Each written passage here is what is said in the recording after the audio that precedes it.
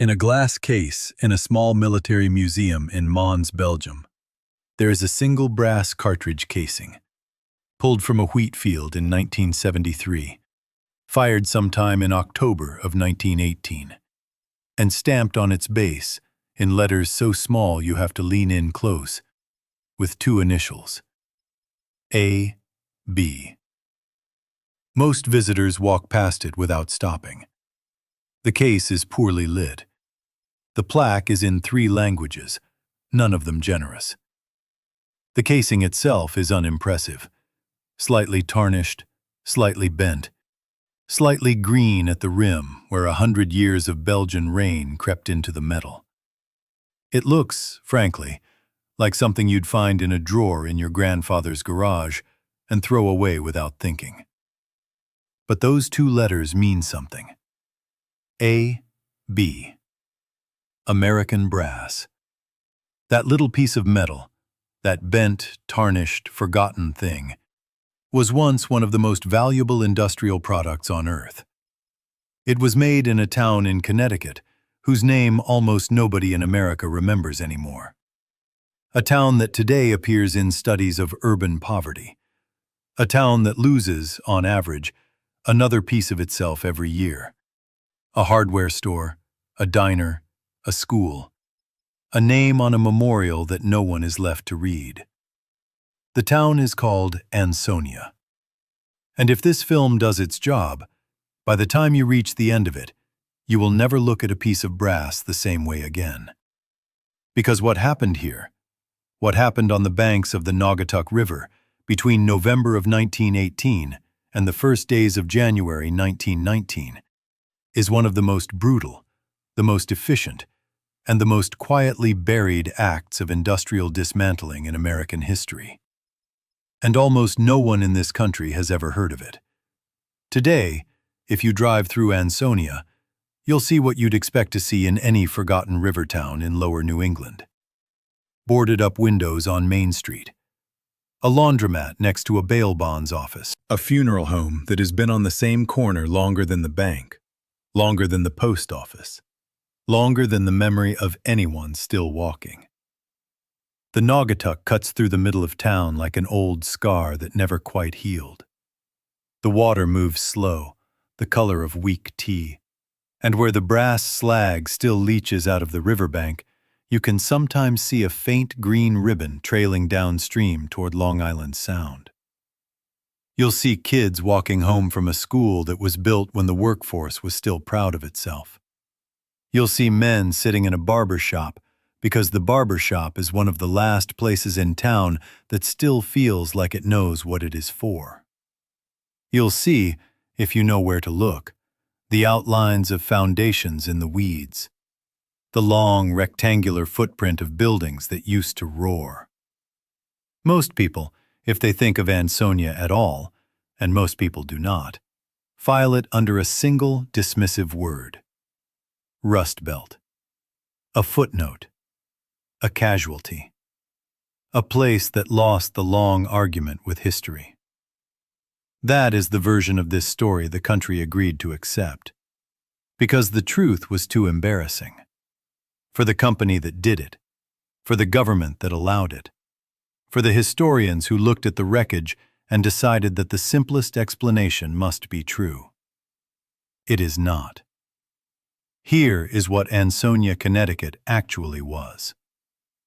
Between the summer of 1914 and the winter of 1918, this town, barely 4 square miles of mill housing and red brick smokestacks, wedged into a narrow valley between 2 ridges of trap rock, produced more brass than any other single industrial site on the planet. Not the most in America, the most on Earth. More than the Krupp Works in Essen, more than Birmingham, more than the combined output of every brass foundry in France. The bullet that killed a French farmer's son outside Verdun? It was made here. The shell casing that hissed through the air over a flooded trench at 3 in the morning on the day the war ended? Made here. The fuse housings, the cartridge cups, the artillery brass, the copper sheathing wrapped around the Atlantic telegraph cables that carried the panicked, coded traffic of empires. Made here.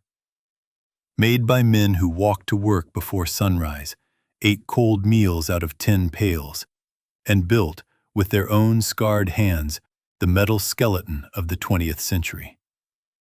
The men who poured the brass were Irish, and Italian, and Polish, and Lithuanian, and Hungarian, and Slovak, and Greek, and German, and a small but stubborn community of black migrants from Virginia and the Carolinas who had come north because the recruiters from American Brass were standing on the platforms of railway stations down south with cash in their pockets and one-way tickets to Connecticut. They came because the work was steady. They came because the pay was real. They came because the company built houses for them, and a hospital for them, and a library for them. And they were told, not in writing, but in every way that matters, that this was theirs, that this town was theirs, that as long as the mills ran, they would have a place in the world. The mills ran, until the day they stopped. When I first started reading the records of what happened next, I assumed the collapse must have been slow. The standard post-war slide, decades long, 1,000 small cuts. That is the story most historians tell about American manufacturing towns. It is a comforting story, because slow death is nobody's fault. Slow death is just gravity. That is not what happened here.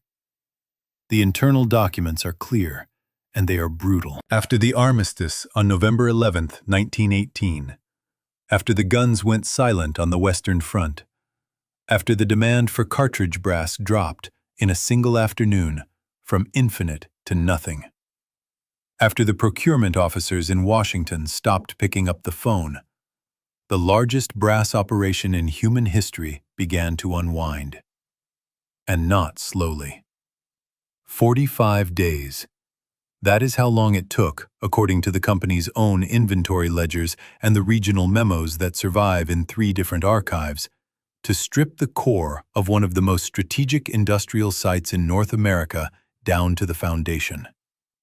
45 days to walk into a complex that had, only weeks earlier, employed 16,000 people across the American Brass Company's combined valley operations. 45 days to bank the furnaces. 45 days to send home the women who had run the rolling mills while their husbands were in France. 45 days to begin the quiet, methodical, perfectly legal disassembly of a city that had armed an empire. 45 days. Faster than the average mortgage application, faster than a single semester of high school, faster than the leaves change in a Connecticut autumn. And here is the part that nobody in 107 years has been willing to say plainly. The dismantling was not chaos. It was not the panicked response of a company caught off guard by the sudden arrival of peace. It was not improvised. It was not desperate. It was planned. It was orderly. It was, by every internal account that survives, executed with the calm, methodical efficiency of men who had decided, long before the armistice, possibly as early as the summer of 1918, when the German lines began to crack at Amiens, exactly what they were going to do the moment the war ended. I have read 3 competing versions of this story. Only one of them holds up to the documents. This is not a film about a factory closing. This is a film about a heist. Because somebody took something from this town. Something that did not belong to them.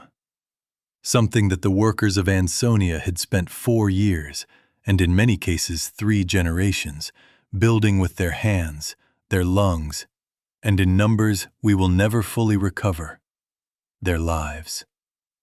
Nobody was ever charged. Nobody was ever named in a courtroom.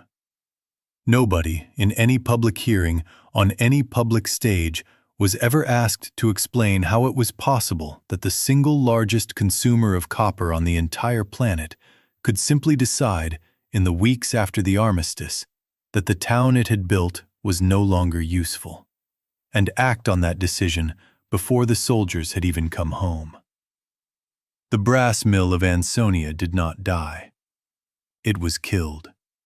And to understand who killed it, and why they were able to get away with it, and what it cost the people who lived in that valley, you have to go back almost a century before the armistice, to a single man, standing on the bank of a river he had just bought, in 1844, looking at a stretch of empty Connecticut woodland and seeing, in his head, a city that did not yet exist.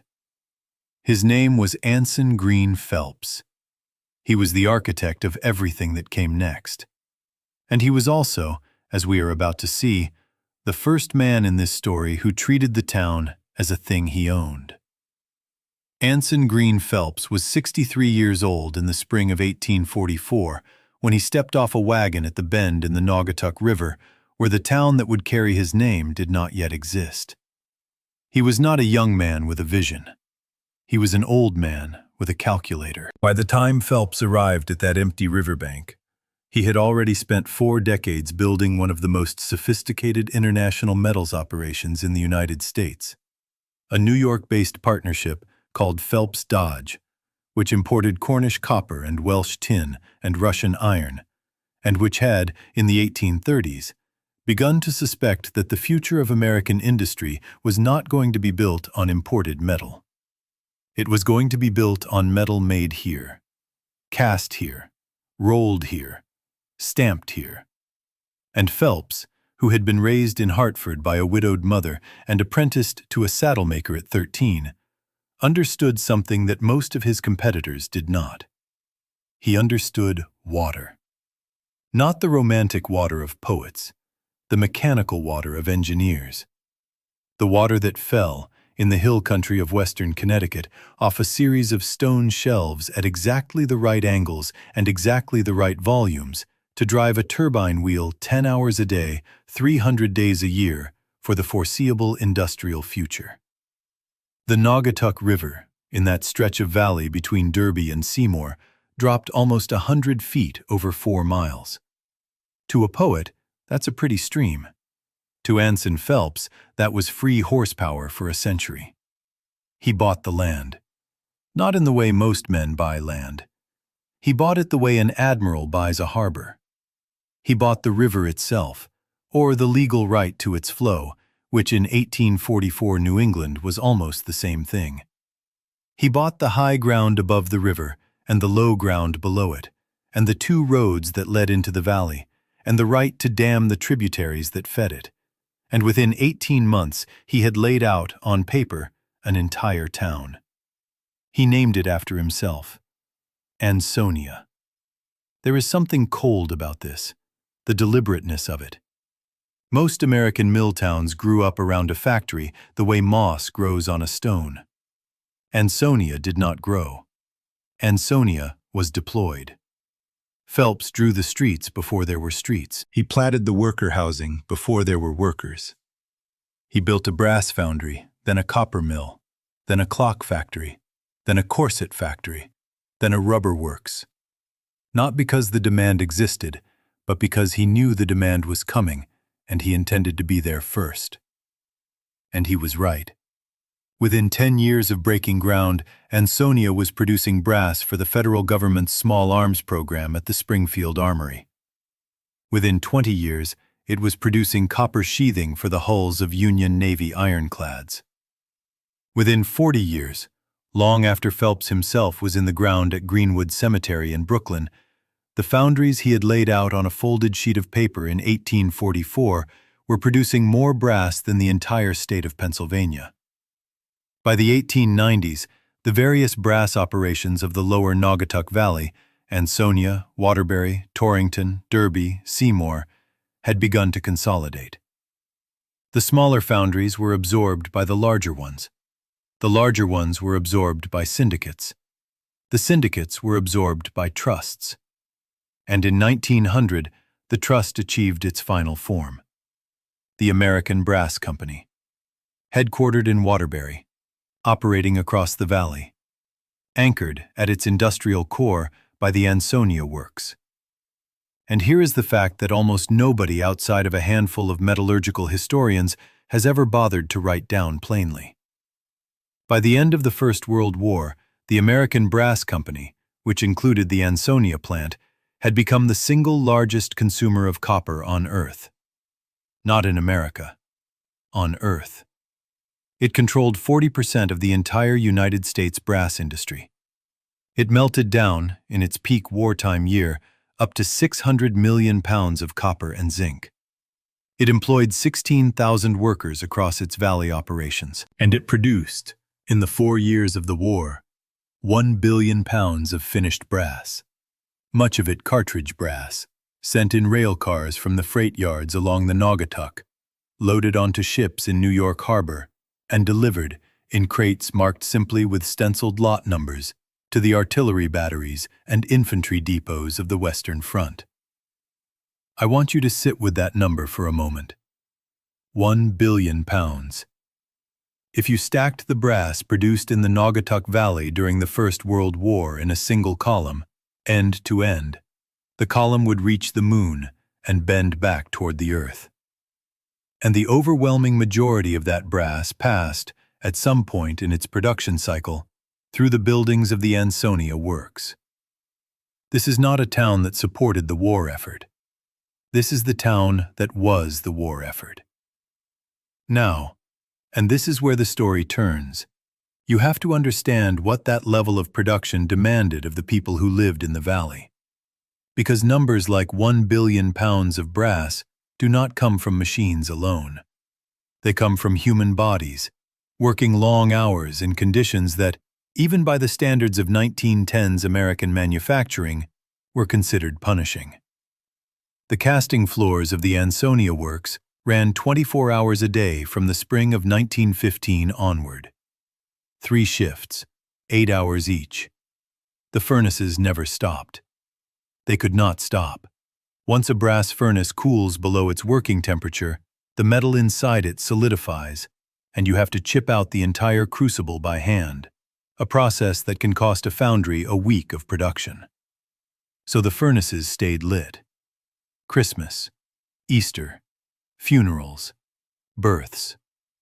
The men who tended them learned to sleep in the heat and wake in the heat, and eat their meals standing up, leaning against the cool iron of a railing that was only cool by comparison.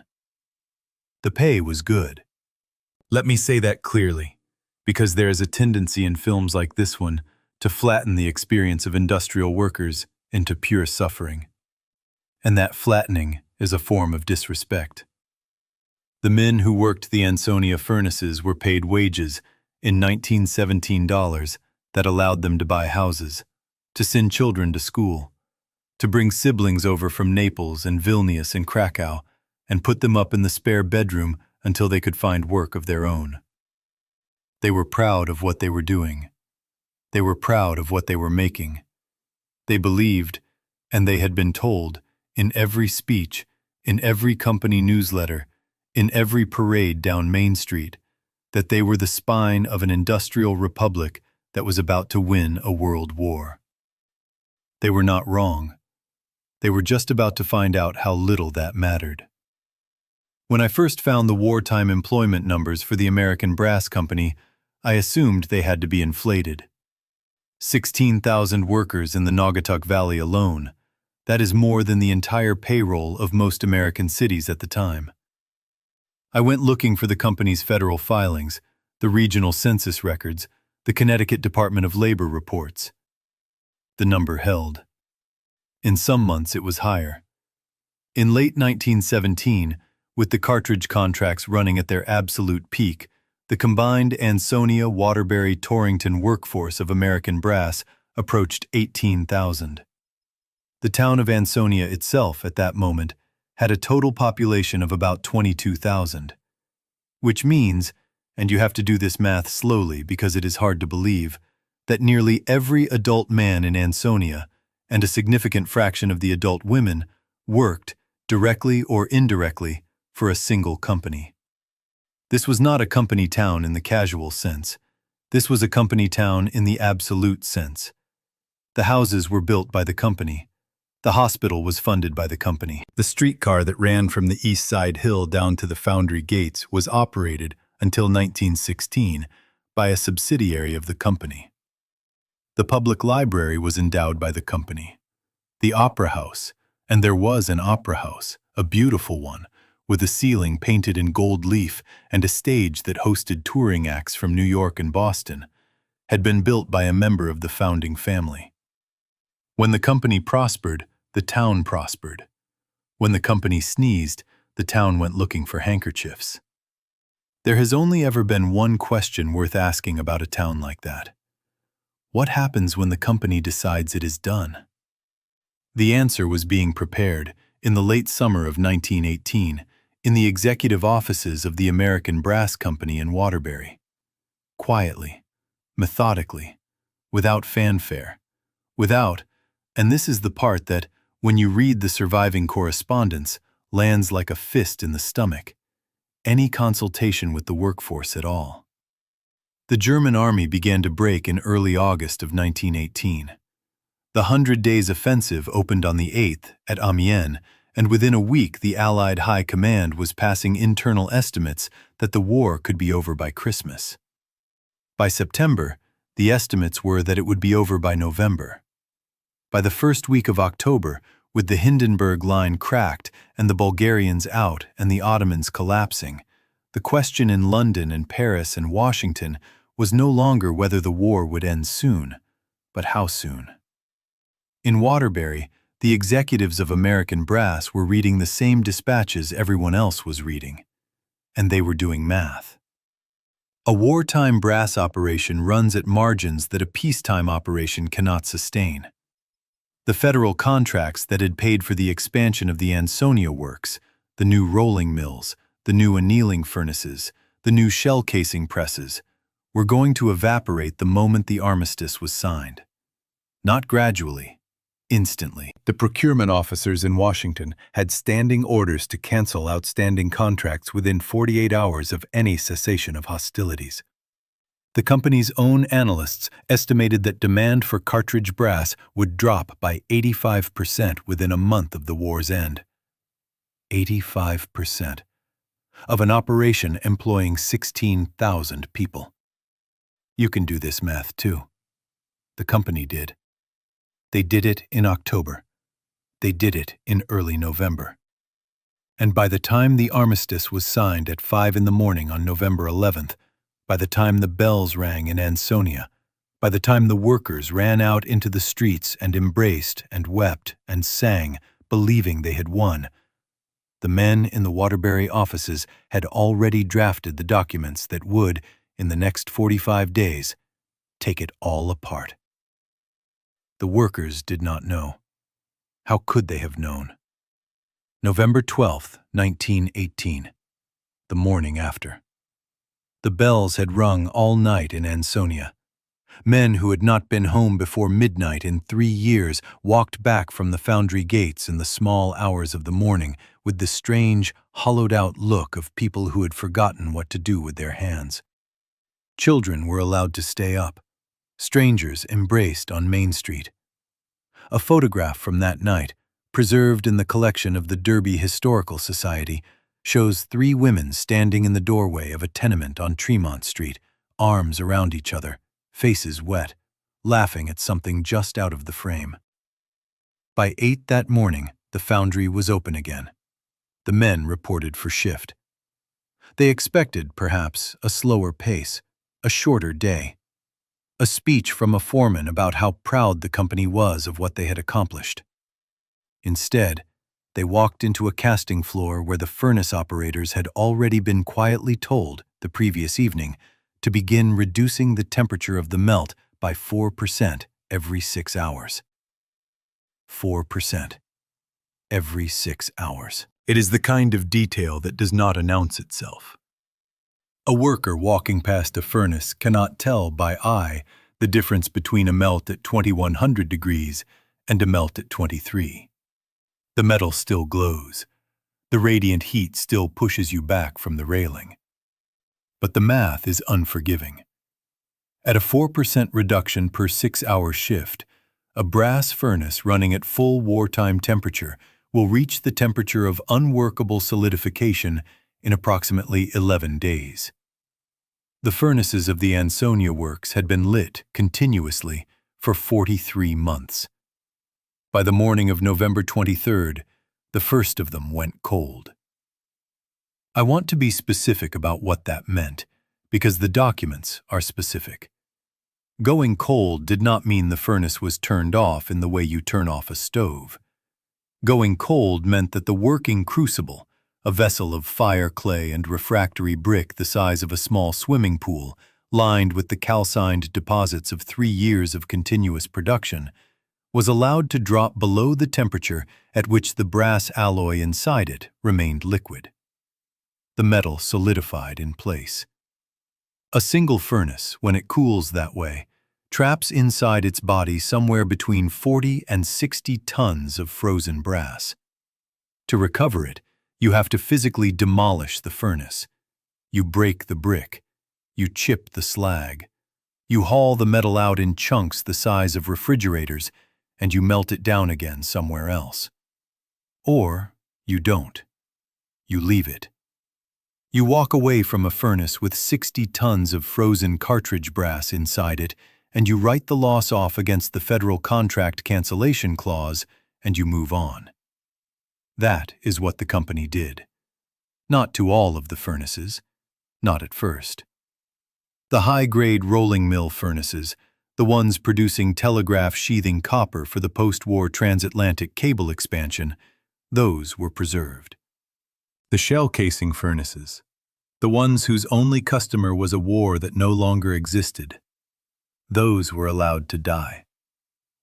By the end of the second week of dismantling, 14 of the 31 furnaces in the main Ansonia complex were cold. By the end of the third week, 21. By the end of the fourth week, all but 4.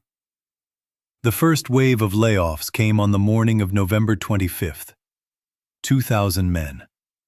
The notices were not delivered in person. They were posted on the wooden boards just inside the foundry gates.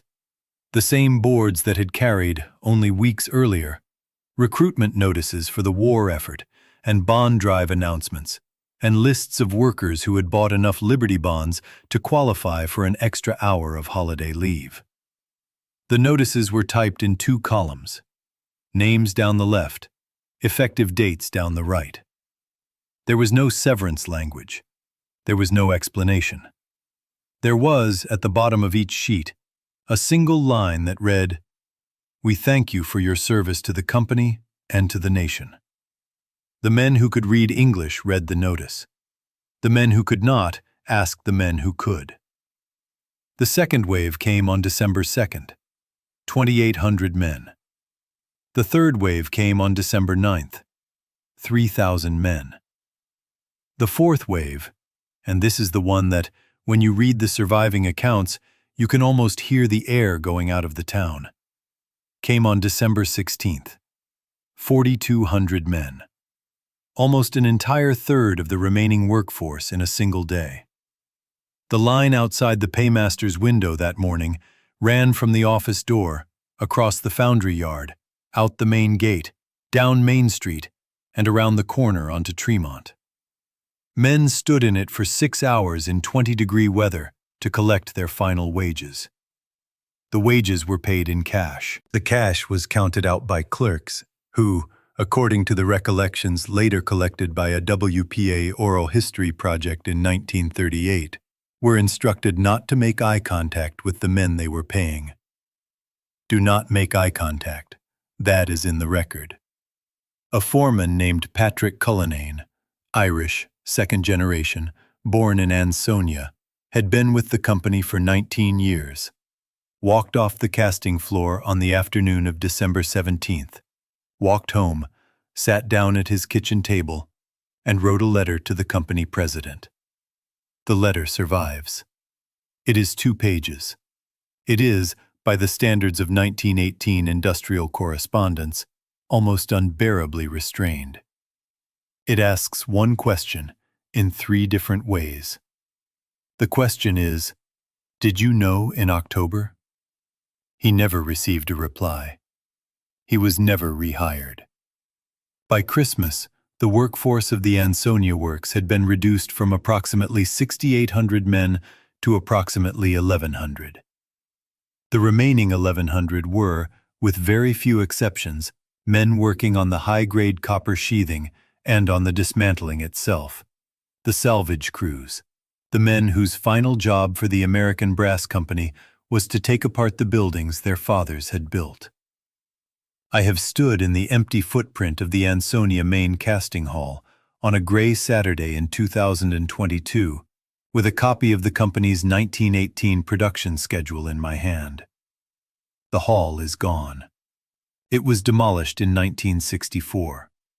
What remains is the foundation, a rectangle of poured concrete the length of 2 football fields, cracked open by half a century of frost, growing a thin scrub of birch and sumac along its edges.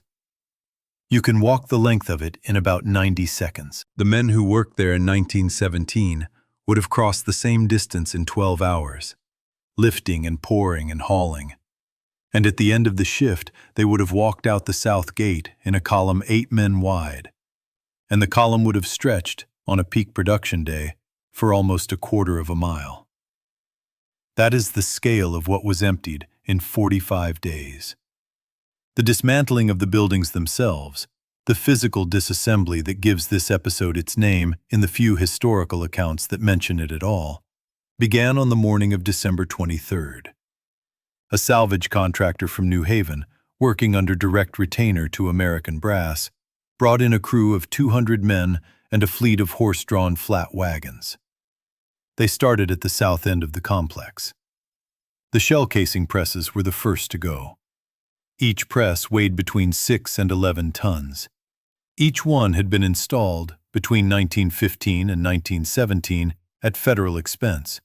The contracts had explicitly funded the equipment as part of the wartime production buildup. Now the same equipment was being uninstalled at company direction, loaded onto wagons, and carted to the freight yards on the river. Where was it going? This is the question that took me, more than any other detail in this story, the longest to answer. The presses were not being scrapped. They were not being mothballed. They were being shipped, and the bills of lading, which survive in fragments in 3 different archives, including one set in the Hagley Library in Wilmington, Delaware, that I do not believe has ever been cited in any published account of Ansonia's collapse. They were being shipped to other facilities. To Waterbury, to a smaller American brass plant in Kenosha, Wisconsin, to at least 2 facilities owned by a separate copper conglomerate in which, it turns out, the directors of American Brass held substantial personal stakes. The men of Ansonia were being told that the equipment was being taken out because there was no more work. The equipment was being taken out because there was work, but the work was being moved. Moved away from a unionizing workforce. Moved away from a wage structure that had, during the war, ratcheted upward in ways the company found difficult to roll back. Moved away from a town that had, in the eyes of the company's senior leadership, become too expensive, too organized, and too aware of its own indispensability. This is the part that, 107 years later, almost no one in Connecticut will say out loud. The collapse of Ansonia was not a consequence of the end of the war. It was a consequence of what the company decided to do once the war made the workforce expendable. By the end of the 3rd week of December, the rolling mills had been partially uninstalled. The shell casing presses were gone. The annealing furnaces had been dismantled brick by brick, the bricks themselves loaded onto wagons and sold to a refractory broker in New Jersey. The overhead cranes had been disassembled and shipped to the Wisconsin plant.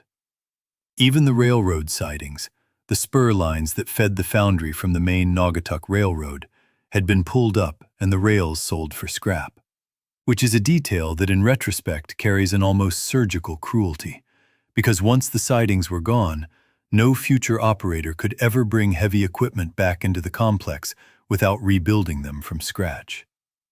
They were not just closing the plant, they were ensuring that no one else could open it. On December 31st, 1918, 50 days after the armistice, 45 working days after the dismantling began, a final inventory was filed by the regional manager of the Ansonia works. The inventory ran to 73 pages.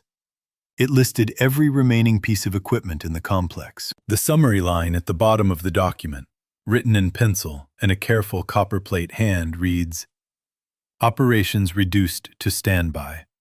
Production capacity 0. Workforce 418. 418. In a complex that had, 10 weeks earlier, employed 6,800. The town of Ansonia began 1919 with more than 5,000 newly unemployed men. No severance, no unemployment insurance. There was no such thing in 1919, and no warning. The Spanish flu, which had peaked in Connecticut in October and November, was still rolling through the tenements. The winter of 1919 was, by meteorological record, one of the coldest in the recorded history of the Naugatuck Valley.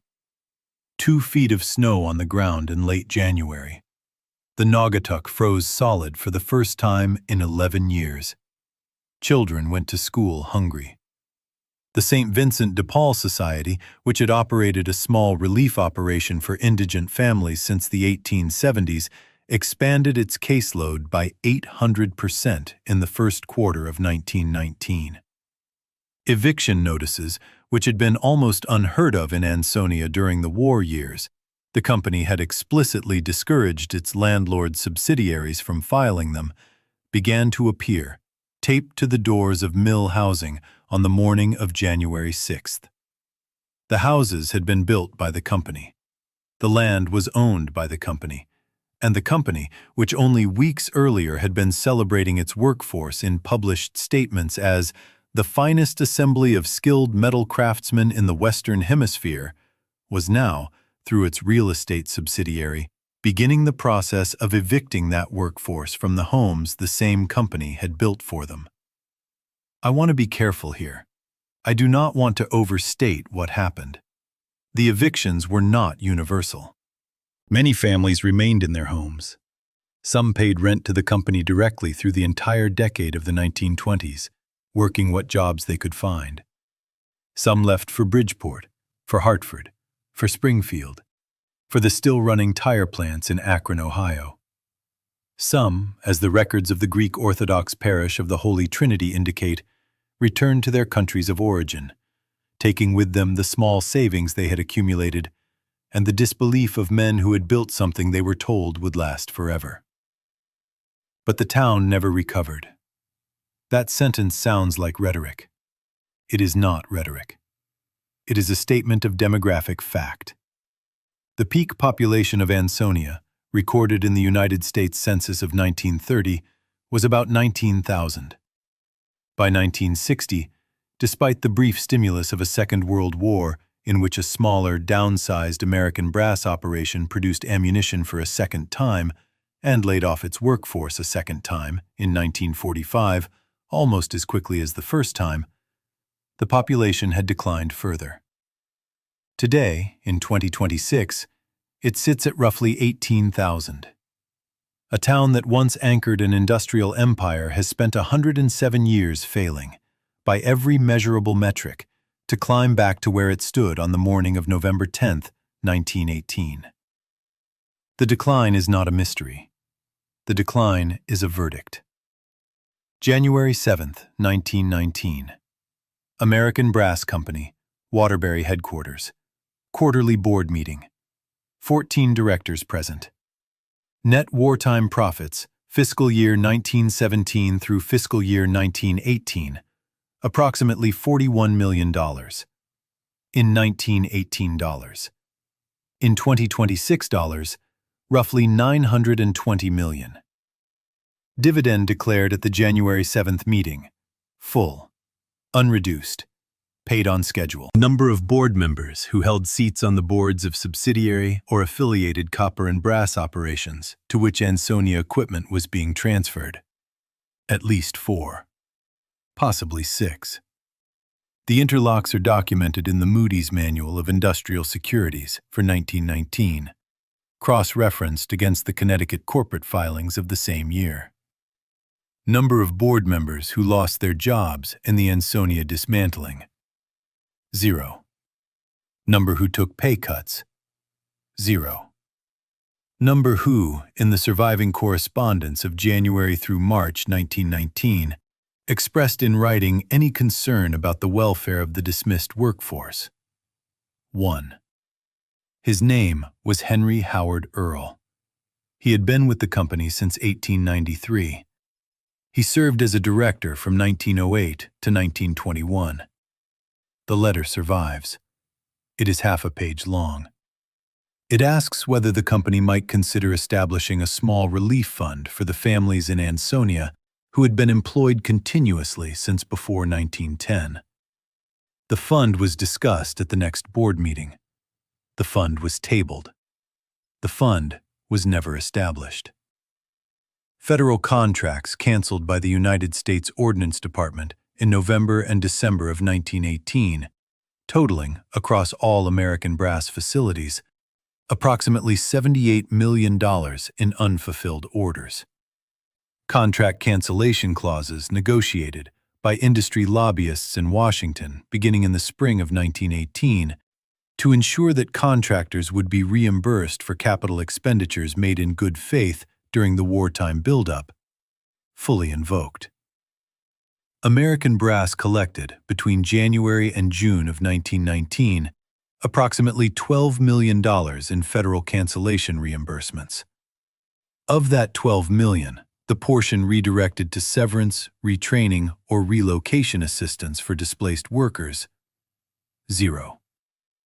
Number of pages in the federal cancellation reimbursement filings related specifically to the Ansonia works: 463. Number of times the word worker appears in those 463 pages: 9. Number of times the word equipment appears: 471. The men who walked the picket lines outside the foundry gates in February of 1919, and there were picket lines organized by an ad hoc committee of dismissed workers supported quietly by the Connecticut Federation of Labor, numbered at one count 912. The picket line lasted 11 days. It was broken on February 22nd by a detachment of state police called in at the request of the Ansonia Board of Aldermen, 6 of whose 9 members were either current or former employees of American Brass or its subsidiaries. I want to say, before I go further into the ledger of what happened next, because what follows is not narrative, it is accounting, and it is the accounting that tells the truth in this story. I want to say that the names that follow are not symbolic. They are the actual names of actual men. Their addresses, when listed, are taken from the Ansonia City Directory of 1917. Their dates of death, when known, are taken from the Connecticut State Vital Records Office. I have verified them.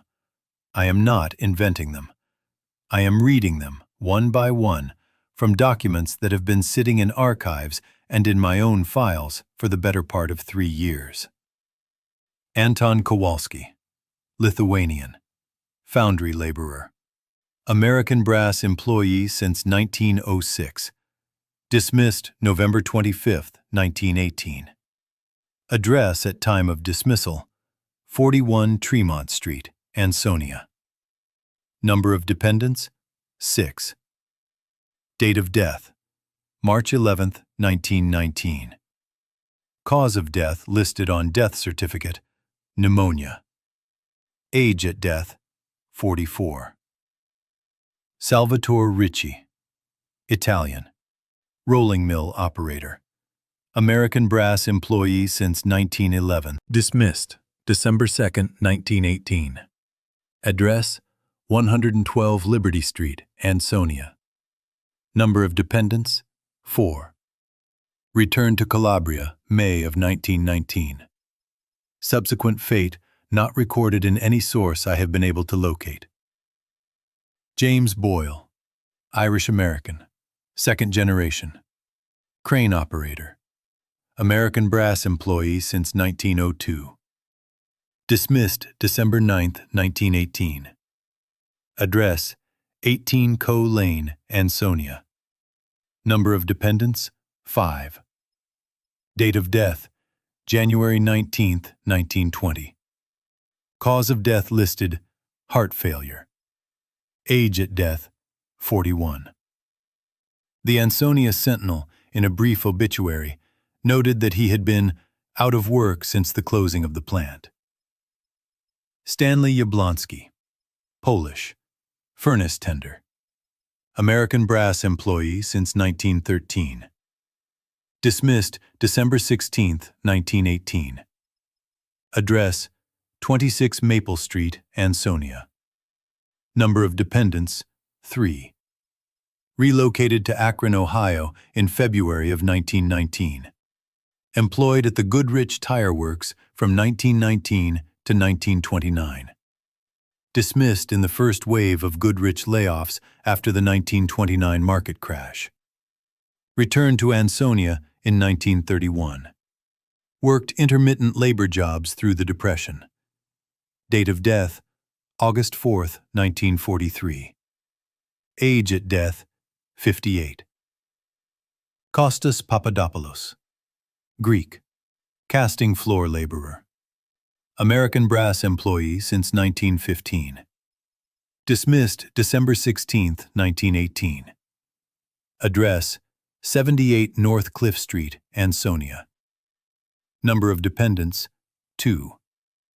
Subsequent employment: dishwasher, then short-order cook, then proprietor of a small lunch counter on Main Street, Ansonia, which operated continuously from 1923 to 1961. Date of death: November 14, 1963. Age at death: 76. The lunch counter, according to surviving family records, was named American. I could keep going. The list, in its full form, runs to approximately 6,000 names. I will not read it all. But I want you to understand that every single one of these men was a calculation in somebody's spreadsheet. Every single one of them had been, at one point, described in a federal filing as part of the finest assembly of skilled metal craftsmen in the Western Hemisphere.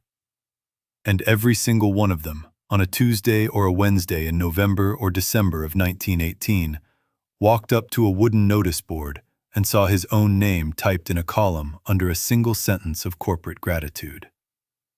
The American Brass Company itself did not collapse.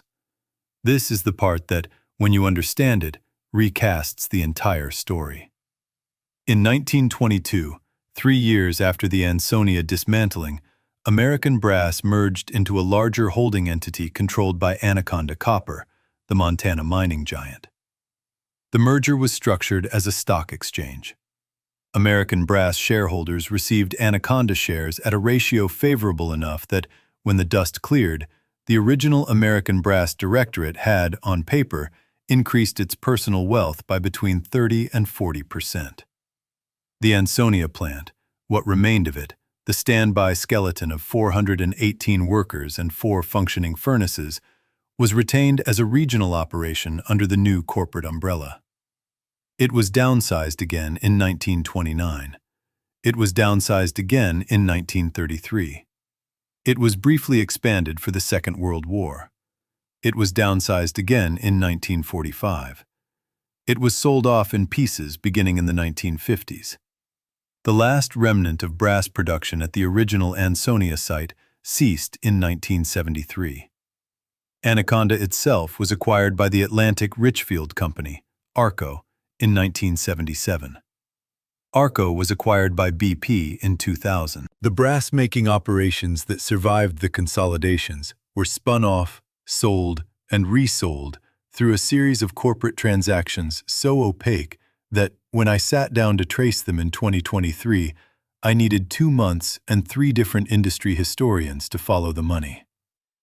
The money, the wartime profits, the cancellation reimbursements, The consolidated equity of the original American Brass Directorate entered the bloodstream of 20th-century American capital and dispersed.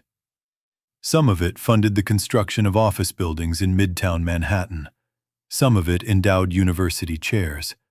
Some of it built a wing on a hospital in Greenwich, Connecticut that still bears, on a small bronze plaque near the elevators, the name of one of the directors who voted, on the morning of January 7, 1919, to declare a full dividend. I have stood in front of that plaque.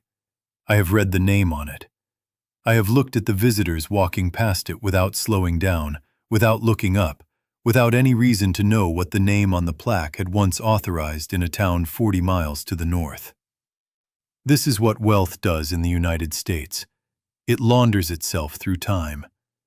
The money that came out of Ansonia in the winter of 1918 and 1919, money that had been earned, every dollar of it, by men whose names appear in the city directory at addresses that no longer exist on streets that have been renamed. That money did not vanish. It just changed clothes. It became a foundation grant. It became a charitable trust. It became the capital base of a private equity fund whose current managers, if you sat them down and asked them where their seed money came from, could not honestly trace it back, because no one in their chain of inheritance has ever been required to. The records have been pulped. The companies have been merged out of existence. The directors have been buried in cemeteries, with marble headstones that list their philanthropic contributions, and not the names of any of the 6,000 men whose dismissal slips they signed. The town of Ansonia is not in those records. The town of Ansonia became its own kind of ledger entry. It became a footnote in a larger history of deindustrialization, a word, by the way, that I want you to notice the strange, passive shape of. Deindustrialization. It sounds like weather. It sounds like something that happens to a town the way an autumn happens to a forest. It does not sound like what it actually is, which is a series of decisions made by named individuals in specific rooms on specific dates who personally benefited from the outcome. I have spent a long time thinking about why we use that word. The answer, I am afraid, is that we use it because it is easier than the alternative. The alternative requires us to say, plainly, a town did not die. A town was killed. And the people who killed it not only got away with it, they got rich from it. They got richer afterward, and they passed that money to their children, who passed it to their children, who today sit on boards and sign checks and attend galas in honor of their family names, and who would be genuinely puzzled, possibly even offended, if you suggested to them that there was anything at all problematic about the foundations of their inheritance. What surprised me most, in 3 years of reading the documents, was not the collapse itself. It was how quickly everyone agreed to forget. Within a decade of the dismantling, the Ansonia closure had been written out of the public memory of the brass industry. The trade publications, which had covered the wartime expansion in obsessive detail, dropped the topic almost entirely after 1920. The company published histories, of which there are several from the 1930s and 40s, treat the Ansonia operations as having been consolidated, a verb that does no work, that explains nothing, that allows the reader to assume some peaceful, mutually agreed merger of facilities. The federal records that contain the cancellation reimbursement filings were not classified, but they were not indexed in any way that made them easy to find. They sat, for most of the 20th century, in boxes in a regional archive in Waltham, Massachusetts, and a separate set in a depository in Suitland, Maryland. To assemble the picture I have just laid out, you have to know what you are looking for, and you have to ask for the boxes by accession number, and you have to be willing to spend, in my case, about 11 months reading documents in 2 different states. The forgetting was not accidental. The forgetting was the final phase of the operation. You strip the town. You ship the equipment. You evict the families. You break the picket line. And then, over the next decade, you make sure that the words used to describe what happened are bland enough, technical enough, passive enough, that no one, 50 years later, will be able to find their way back to the simple, criminal fact at the center of it. A factory did not close. A theft was completed. If you walk down to the Naugatuck River today, on the stretch behind what used to be the main casting hall, and you stand on the low concrete wall that the city poured in 1992 as part of a flood control project, you can still see it. The green ribbon. It is faint. It comes and goes with the season and the rain. But on a clear afternoon in late summer, when the water is low and the sun hits the riverbed at the right angle, you can see a thin trace of copper-zinc oxidation leaching out of the bank where the foundry slag was dumped, every working day for almost 70 years. The river still carries the brass. 107 years after the dismantling. 107 years after the notice boards. 107 years after Patrick Cullinane walked home and sat down at his kitchen table and asked, in 2 pages of careful handwriting, whether the men in the Waterbury offices had known in October. The river is the only one still answering. Ansonia today is what the country has decided to call a post-industrial small city. The phrase appears in federal grant applications, in academic papers, in the language of consultants hired to develop revitalization strategies. It is a polite phrase. It does not name what was done, or by whom, or for whose benefit. It treats the condition of the town as a kind of geological fact, as if the buildings simply eroded, as if the workforce simply evaporated, as if no one was ever responsible for anything that anyone could be held to account for. The Ansonia Opera House still stands. The ceiling, the gold leaf one, was painted over in 1961. A community group has been trying, since 2007, to raise the funds for restoration. They are about 1/3 of the way there. The American Brass Company, in any of its successor forms, has not contributed. The library Phelps endowed is still open 3 days a week. The hospital is now a satellite campus of a regional health system headquartered in New Haven. The streets where the workers lived, Tremont, Liberty, Coe Lane, Northcliffe, Maple, still carry their 1917 names. Some of the houses are still standing. Some of them are owned today by the great-grandchildren of the men who were dismissed in the winter of 1918. A Polish surname on a mailbox at the same address where a Polish surname appeared in the city directory of 1917 is not a coincidence. It is what stubbornness looks like, transmitted across 4 generations, in a place that history tried to close. The story I have just told you is not, in any meaningful sense, hidden. The documents exist. The names exist. The river still carries the evidence in solution. What was hidden was the framing, the willingness on the part of every party with the institutional power to call this what it was, to call it something else instead. Anson Green Phelps stood on the bank of this river in 1844, and he saw, in his head, a city he could own. His successors, 74 years later, finished the thought. They owned it long enough to use it. They owned it long enough to arm a continent. And when they were finished with it, they did what owners have always done with property they no longer have a use for. They walked away. The brass casing in the museum in Mons, Belgium, the one with the 2 small letters stamped on its base, is still there. The plaque has not been updated. The lighting has not improved. Most visitors still walk past it without stopping. But somewhere, in the weeds along the Naugatuck, the foundation of the building where that casing was made is still visible to anyone willing to look for it. And the river, which remembers everything that the company decided to forget, is still running green.